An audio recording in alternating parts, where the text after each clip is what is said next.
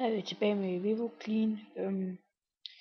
Ja, jeg har tænkt mig at lave et rum, der har rigtig mange billeder. Men i sidste afsnit så jeg, at jeg havde lige lavet det der to og det der to. Og nu vil jeg lave nogle flere. Som sagt, så er det I skal bare, jeg har jo bare ikke noget, men det som I skal bruge, det er jo bare bruge det her. Det du får er form, men så har jeg ikke noget af det. Nå, 5 det er også nok. 5 det er nok til 5 billeder. Og sticks, dem har jeg en rigelig af. Ja, så hvis du ikke så det sidste afsnit, så kan du følge med her og se, hvordan det er, man laver billederne. Ved du hvad? Det er, at du bare laver en firkant her.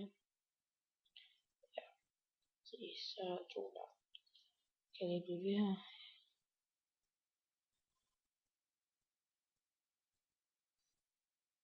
Så har jeg lavet 3. Godt så. Så skal vi bruge 3. 1, 2, 3. Og så trykker vi 1, 2, 3. Sådan der. Og sådan. Så har du 3 billeder. Sådan der. Så vil jeg lige gå ind og hænge dem op. Der er det kun lige en smagsprøve på. Og næste afsnit, det bliver bare lige med hurtigt til hvordan rummet det kommer til at se ud. Skal vi det bliver selvfølgelig meget speed. Nej, du heller ikke.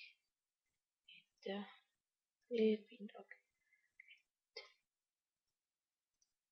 Det du ikke du. Sådan der. Måske er det egentlig, hvis vi tager den der. Den er den der her. Vi hænger der ved. Der. Den er fint nok. Nej. Den er fint nok.